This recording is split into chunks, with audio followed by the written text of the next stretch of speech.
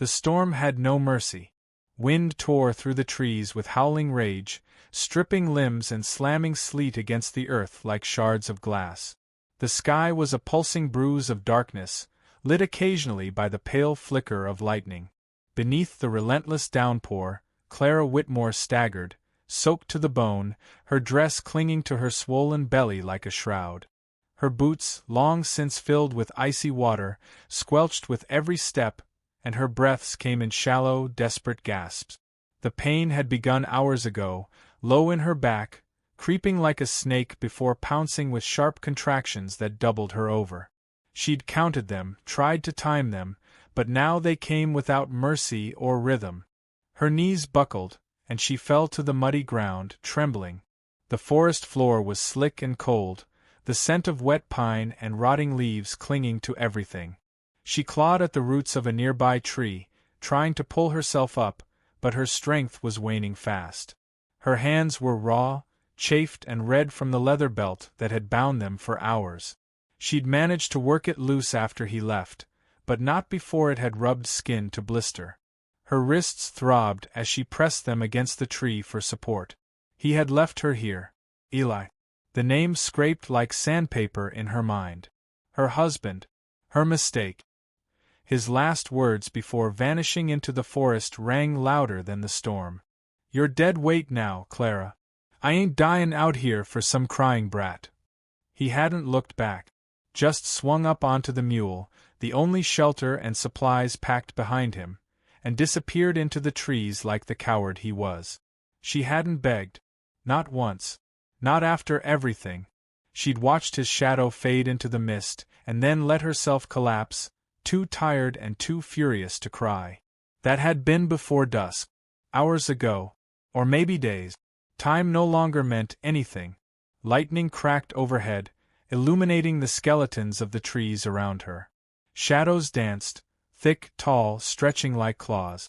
Clara gritted her teeth and crawled, belly dragging through the mud, until she reached the hollow under the large pine. It offered little protection, but she curled there, shivering. She was going into labor. She knew it with certainty now. The baby was coming, storm or no storm, pain or no pain. And she was utterly, devastatingly alone. She pressed her hand to her belly and whispered softly, "Not yet, little one. Please." The baby kicked in response, strong and certain. She choked on a laugh that turned quickly into a sob. In that moment Clara felt her world shrinking. The towering pines, the thunder above, even the biting cold, all of it faded until it was just her and the child she had loved long before he ever had a name. She had once dreamed of raising this child in a small cabin near a river, with laughter in the kitchen and sunlight pouring through curtains. But life had offered her only shadow. Her marriage to Eli had started with promises and ended with bruises. He had been all charm and confidence until the first winter came. Until the hunting grew thin and the bottle grew thick. Then his hands became fists, and his voice turned venomous. Clara endured, as many women did, hoping change would come. But it never had. And when she told him she was carrying, his silence chilled her deeper than any storm ever could. Another contraction seized her, cruel and unrelenting. She cried out, a raw, helpless sound that disappeared into the wind.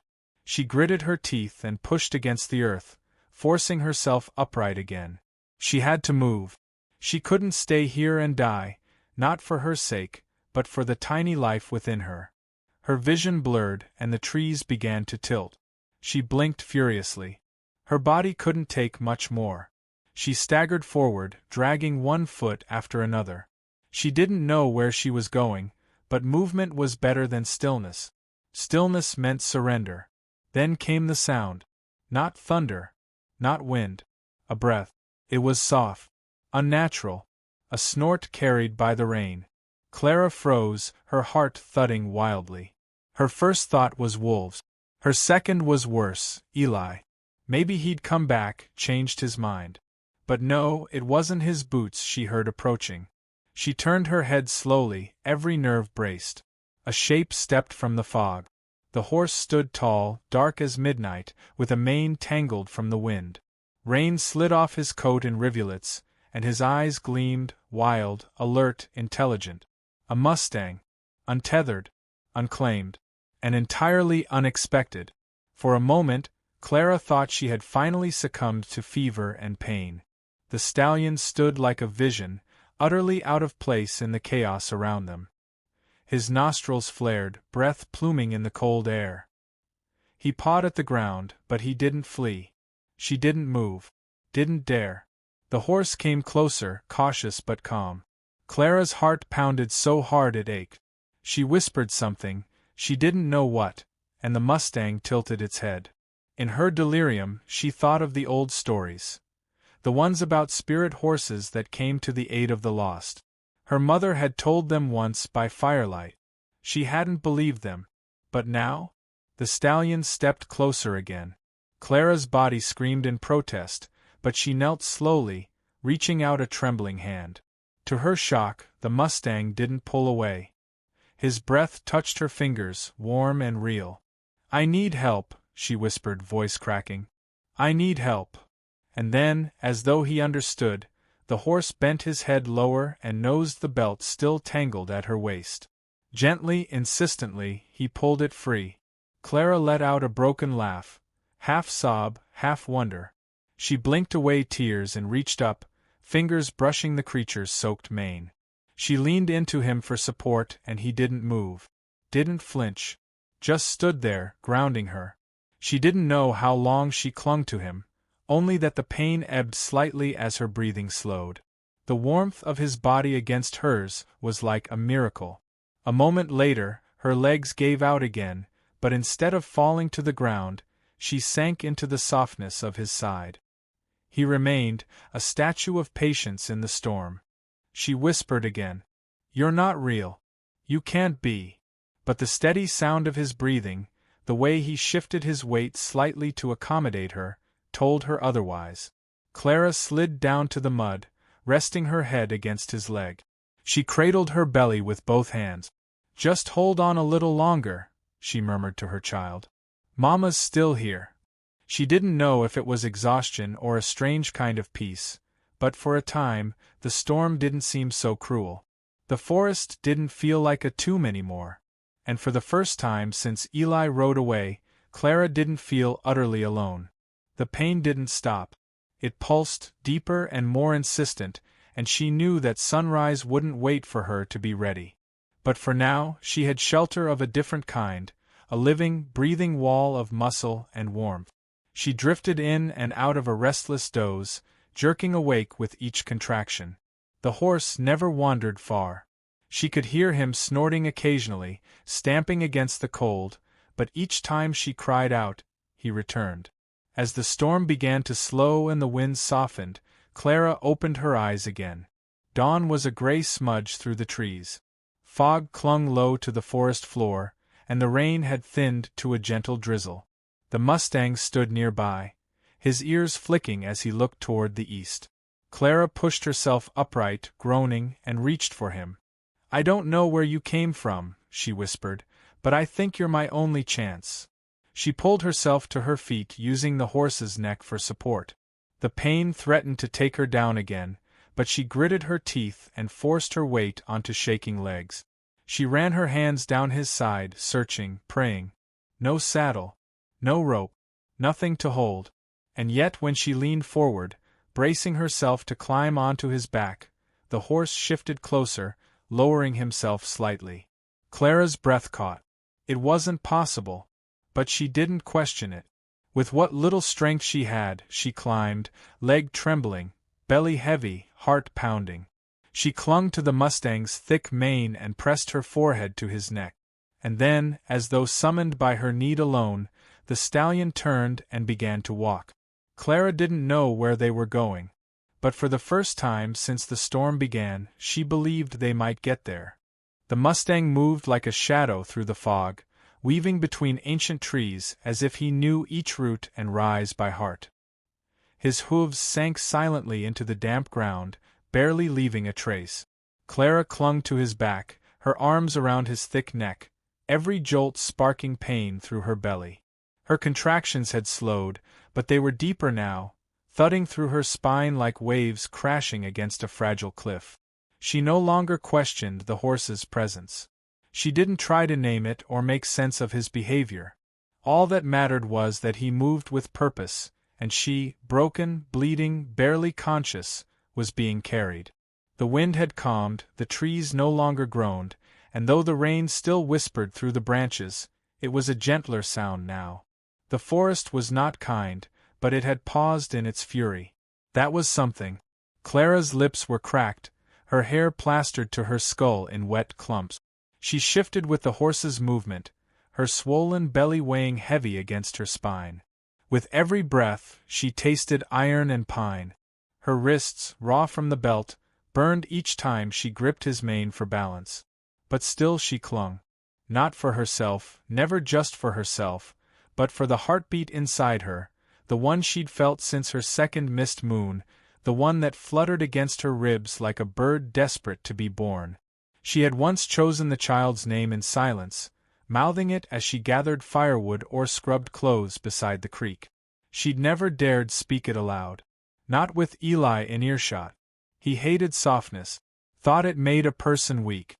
But Clara knew now that softness was a kind of strength. The Mustang stopped abruptly. Clara lifted her head, dazed, her body swaying forward. She blinked, her eyes adjusting to the new light. The trees had thinned. The underbrush parted ahead, revealing a break in the woods, a clearing edged with rocks and blanketed in leaves. At the center stood the remnants of what must have once been a hunting shack. Now, it leaned drunkenly to one side, the roof bowed inward and covered in moss. Smoke no longer rose from its crooked chimney, but the door still clung to its hinges. The horse stepped forward again and brought her to the edge of the shack. Clara slid down clumsily, her legs collapsing beneath her as she hit the ground. She cried out, her hands catching the damp earth as another contraction knifed through her. Gasping, she crawled toward the shack and gripped the frame of the door. The horse remained behind her, his body still and watchful. Clara pushed the door open. It groaned but held. Inside, dust mingled with decay. A rusted stove stood in the corner, long dead. A cot, its blanket moldy and sunken, slumped against the far wall. There was a broken chair, some cracked jars on a shelf, and a dented tin lantern. She didn't care about any of it. It was shelter. 4 walls and a roof, more than she'd had in hours. She crawled inside, dragging herself onto the cot despite the smell. She barely noticed. Pain surged again, and she screamed, curling around her belly. Her breath came fast, ragged. Sweat joined the rain on her face. The baby was coming. No, she whispered. Not yet. Just a little longer. The wind outside picked up again, and the door creaked in its frame. She didn't remember falling asleep. Didn't remember when the line between awake and unconsciousness blurred. But she woke to a sound. A sharp neigh. Clara jerked upright, her heart hammering. It was the Mustang. She staggered to the door and flung it open, the cool air shocking against her fevered skin. The Mustang stood with his ears pinned, eyes fixed on something in the trees. She followed his gaze. Movement. Something or someone between the trunks. A flash of brown, a heavy footfall. Clara's throat tightened. Not Eli. She wasn't sure how she knew. She just did. It was a bear. Huge, lumbering, slow but certain. Its fur slick with rain, its shoulders rolling with power. Clara stumbled backward, her mouth dry. No, she breathed. Please, no. The bear hadn't seen her yet. But the horse had seen it. And he was moving. Before Clara could cry out, the Mustang charged. The stallion erupted from the clearing like a bolt of lightning, hooves pounding, nostrils flaring. He let out a scream of defiance, throwing himself between Clara and the approaching threat. The bear reared up, startled, confused. Horses were supposed to run. They didn't fight. But this one did. He circled the bear, snapping his hooves, biting the air, driving it back. The ground shook with their struggle. Clara watched, frozen, every muscle screaming to run, but she couldn't move. Not away. Not now. The bear swiped once, massive, slow, but the horse danced away, then reared, his hooves cracking the air. The bear growled, frustrated, then turned. A retreat. Slow and sullen, but definite. The horse didn't chase him far. Just enough to drive him off. Then he returned to the edge of the clearing, his body quivering, steam rising from his flank. Clara fell to her knees in the doorway, weeping. Not from fear. From awe. "You saved us," she whispered over and over. "You saved us." She reached for him, and this time, when he came close, she wrapped her arms around his neck and sobbed into his mane. He nickered softly, a low, rumbling sound that vibrated through her bones. That night the wind returned. It howled through the trees, tearing at the walls of the shack. But inside, Clara was no longer afraid. She cleaned the cot as best she could, using torn strips from her dress to make it bearable. She started a fire using twigs, moss, and the last match she found tucked in the stove. It crackled weakly, casting flickers of light across the room.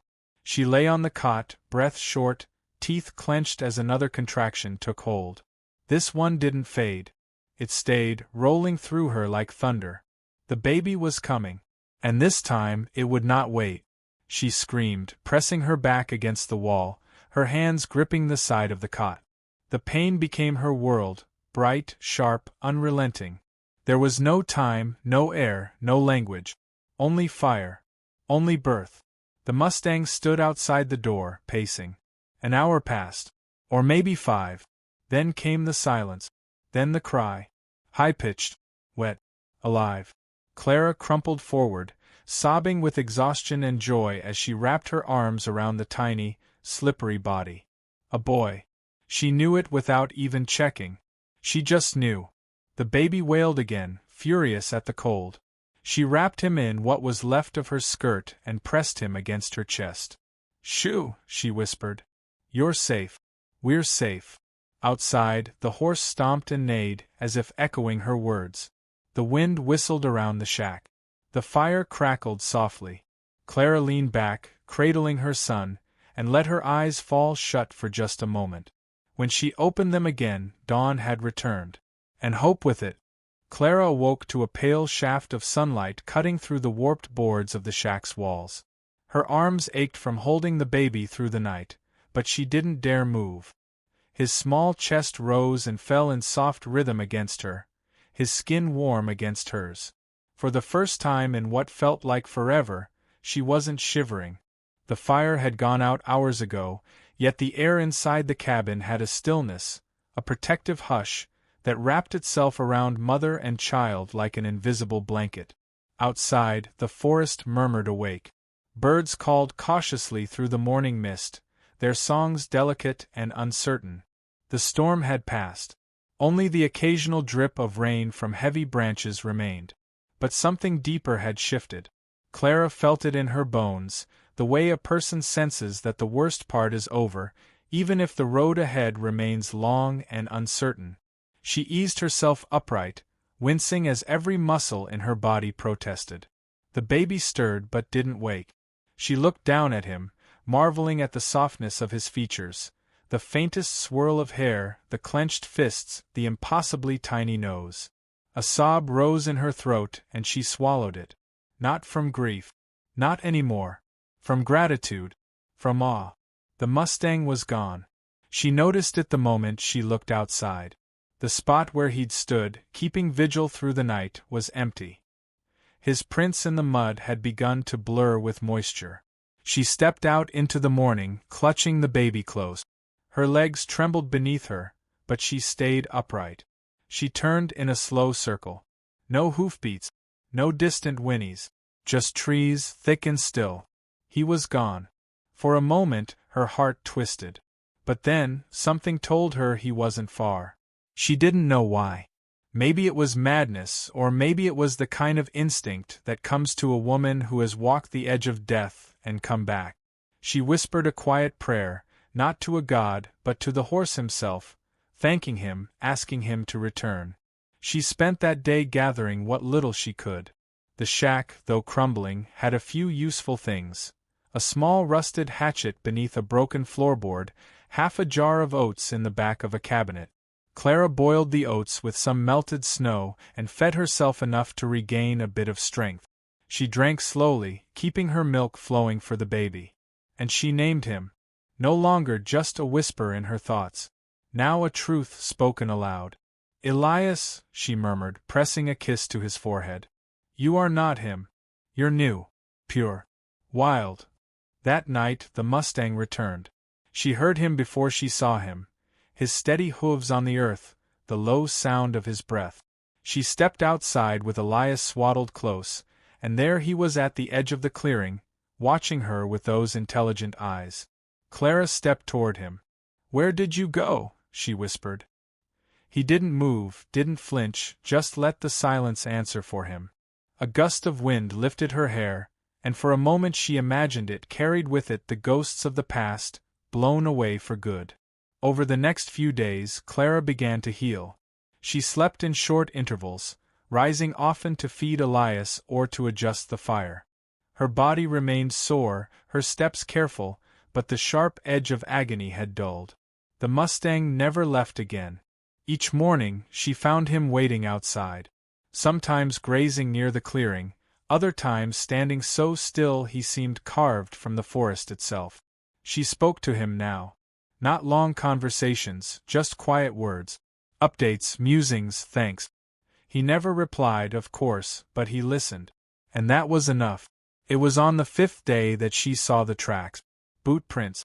Deep, fresh, moving toward the shack from the east. Her breath caught in her chest. They were too large to be hers, too heavy. And they didn't belong to the Mustang. She clutched Elias tighter, her body already turning back toward the cabin.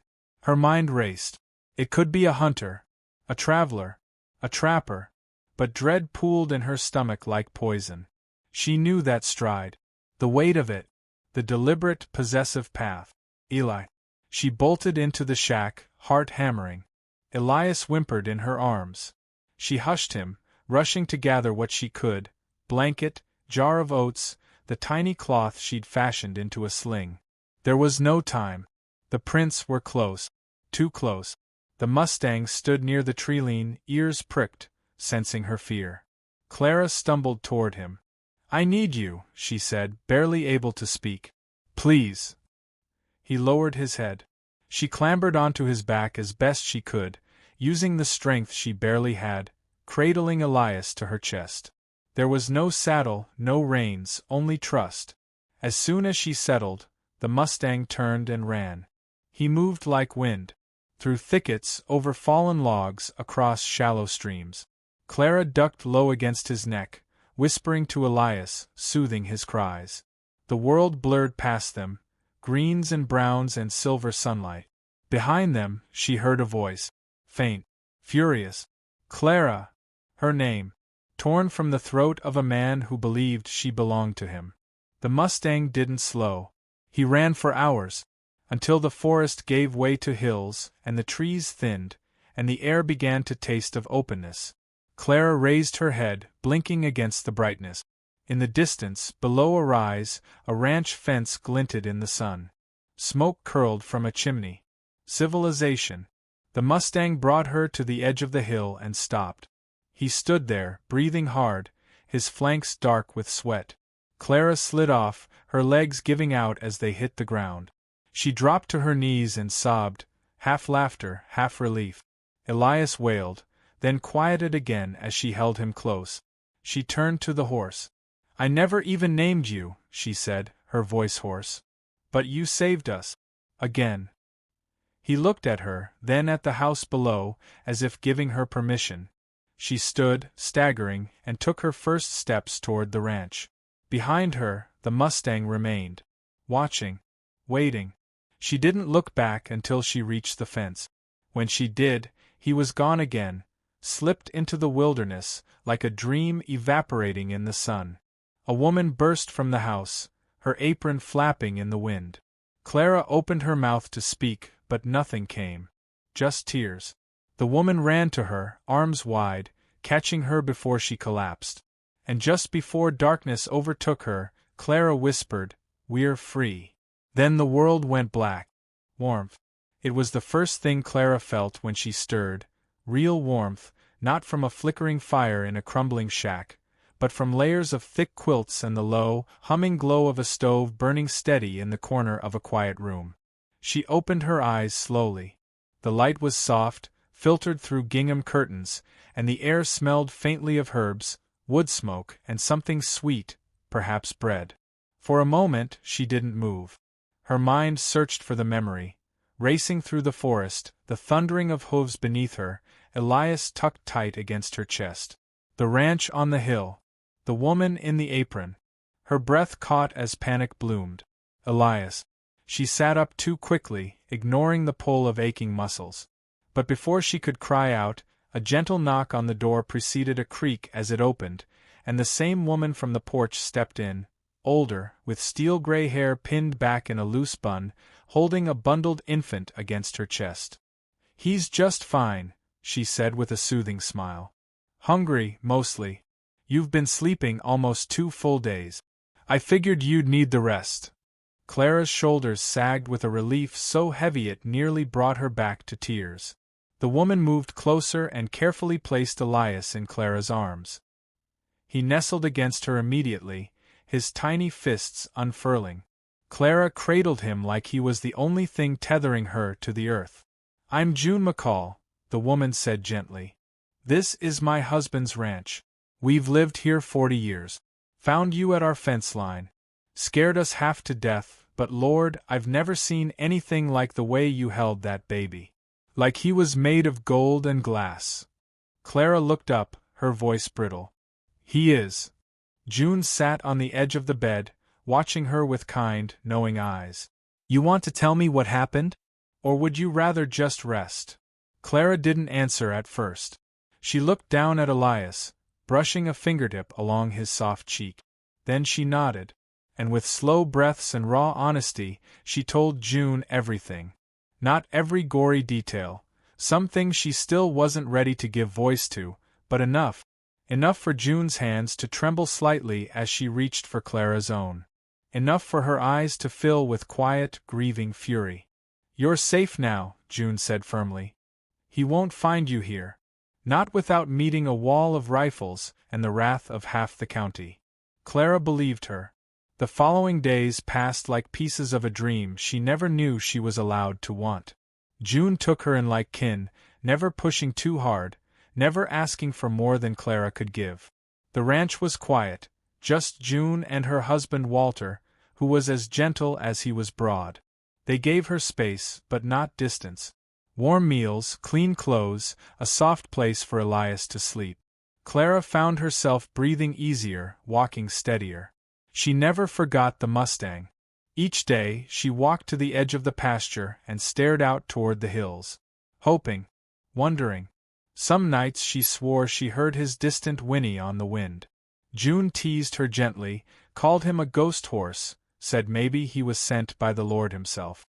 But Clara knew better. He wasn't sent by heaven. He was heaven.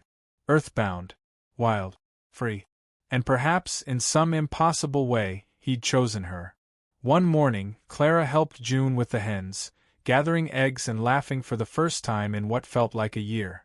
The sun was just rising, burning the mist off the fields. She turned toward the trees. Just a habit by now, and her breath hitched. There. At the edge of the woods. The Mustang. He stood proud and still, his coat shining in the morning light. As if he'd never left, as if no time had passed. Her hands trembled so hard she dropped the basket of eggs. June turned, followed her gaze and gasped softly. "Well, I'll be," she whispered. "That's him?" Clara nodded. She stepped forward slowly, heart pounding. This time, she didn't speak.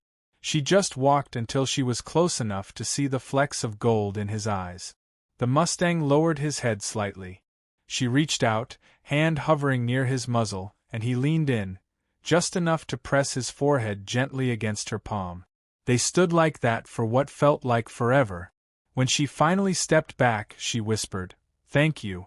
I'll never stop being grateful." He didn't run. He turned, walked the tree line, and vanished once more into the hills. Life didn't become perfect. But it became possible. Walter helped build a small cottage behind the main ranch house just for Clara and Elias. Clara took to ranch life naturally, mending, tending, learning to ride again, this time on an old gentle mare named Betsy. She was cautious at first, but the rhythm of it soothed her. The wind in her hair, the creak of saddle leather, the steady beat of hooves, it healed things words never could. Elias grew strong. He had a smile that melted the hardest moods, a laugh that could stop a storm. He toddled early, fearless. June said it was because he'd been born in the middle of one, wrapped in firelight and defiance. Clara began writing. At night, after Elias was asleep, she filled pages with her story. Not just the horror, but the suit wasn't an apology. Not really. But it was a door closing. Clara didn't cry. She walked to the ridge where the Mustang had once stood. She held the letter to the wind and let it go. It twisted, fluttered, and vanished into the sky. Elias grew into a boy who loved horses. Of course he did. By his 3rd birthday, he could name every one on the ranch and was already asking for his own.